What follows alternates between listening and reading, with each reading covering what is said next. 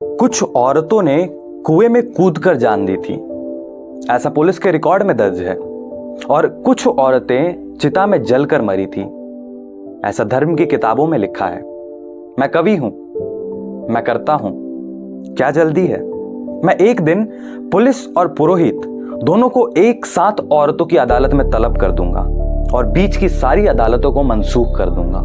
मैं उन दावों को भी खारिज कर दूंगा जो श्रीमानों ने औरतों और बच्चों के खिलाफ पेश की थी।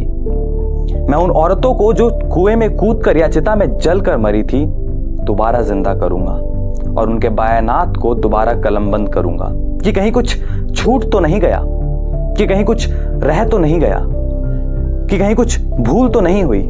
क्योंकि मैं उन औरतों के बारे में जानता हूं जो अपने 7 बित्ते की देह को अपने 1 बित्ते की आंगन में तास जिंदगी समोए रही और कभी भूल कर बाहर झांका तक नहीं। और वो कभी बाहर निकली तो वो कहीं उसकी लाश निकली। मैं देख रहा हूं जुल्म के सारे सबूतों को मिटाया जा रहा है।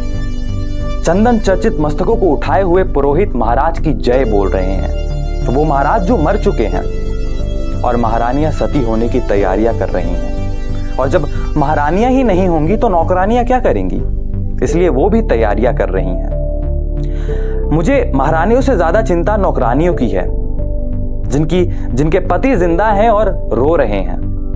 कितना खराब लगता है एक औरत को अपने रोते हुए पति को छोड़कर मरना, लेकिन मर्दों को अपने बीवियों को मारना भी खराब नहीं लगता। औरतें रोती है, मर्द और जोर से मारते हैं। औरतें और जोर से रोती है, मर्द और जोर से मारते हैं। औरतें खूब जोर से रोती है, मर्द इतनी जोर से मारते हैं कि वो मर जाती है।